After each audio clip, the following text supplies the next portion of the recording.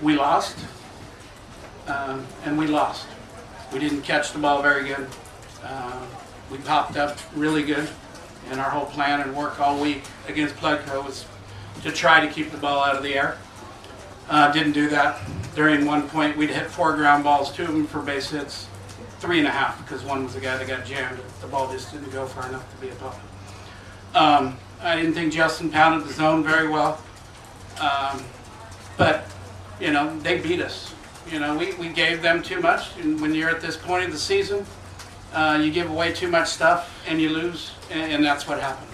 So, you know, they were the better team tonight. Tomorrow's a new day. Questions? Coach, your team was down 2 runs into the 8th inning, and they were going up against one of the premier bullpens in the nation. What advice did you have for your team in the 8th inning just to be able to even tie the game? Well, we know who they are. I mean, we've seen Caprillion a couple times, and he got a good arm. But he has questionable command issues on throwing it. He can only throw one pitch a lot of times, and John only stuck with him for one guy and then went to Berg. And, you know, I don't know how many times Berg's been scored on, but I thought we had some opportunities. I thought there was some unfortunate thing that went on that are out of our control. But I thought we grinded him down pretty good. We gave ourselves a chance to win off him, and it's never happened yet because he hasn't he hasn't lost a game in 2 years in a lot of innings. So, you know, I thought we took good at-bats against him.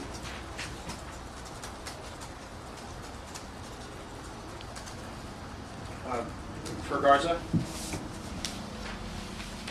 Justin, you're not usually used to being down 2-0, you know, at this point of the season.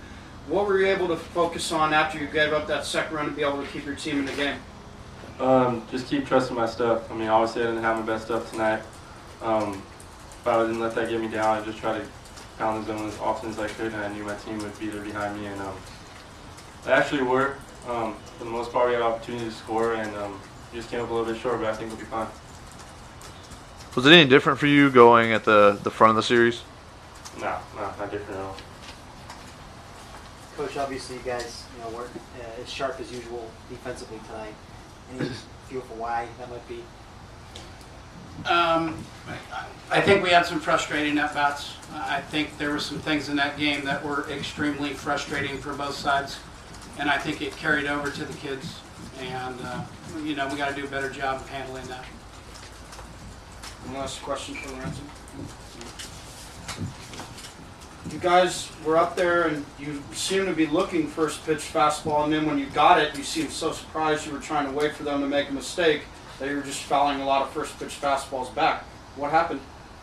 My swing didn't feel that great today in BP, so I was just trying to grind it out and give it all I got and just find a way to contribute to the team the best as I could, whether it was just taking quality at bats or playing good defense. But I just tried to go up there with the plan and stick with it, and hopefully it would work.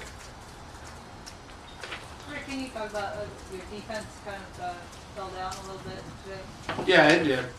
Carlos got caught backpedaling on that ball, the ground ball into whatever inning they scored.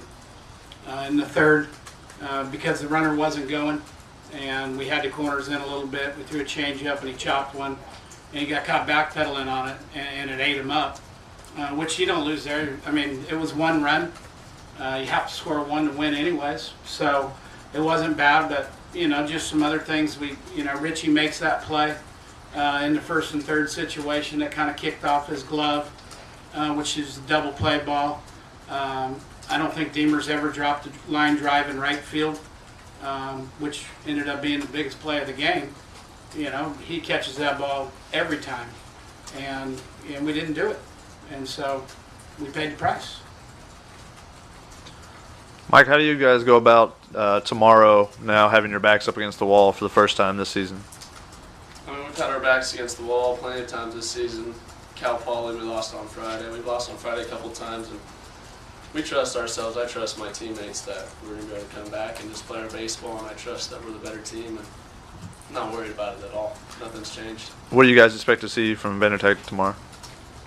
We're going to come up with a plan tomorrow. We're on Pledco today, so we'll figure it out tonight or tomorrow before we see him. Who will you throw tomorrow? Escherman's pitching tomorrow. Rick, that at bat with JD in the last inning against Berg. That was kind of an epic at bat. What were your emotions there? You know, I mean, he grinded it out. That was a lot of pitches. And, you know, that was one-on-one, and that's what this game comes to be when you're at the plate versus a pitcher. And he grinded it out, and, you know, I thought the ball was maybe not where he thought it was. Michael, what makes Berg so tough? Is it just coming from the side like that? Or? No, he's just really quick to the plate. So that's about it. I think he's one of the fastest to the plate probably in the country, and so it's kind of deceptive when you're quick to the plate and it doesn't come out as hard. So you got to get your timing on him just right. Garza. Do you feel like you're starting to tire down being a freshman now? This point of the season? No, not at all. I just had a bad start, and I'll admit it, but I'm not wearing down at all. I thought in the last inning there I was kind of getting my control back and my rhythm back, but that guy just happened to bunt. We're in no man's land and no one was there, but I feel fine. Any other questions?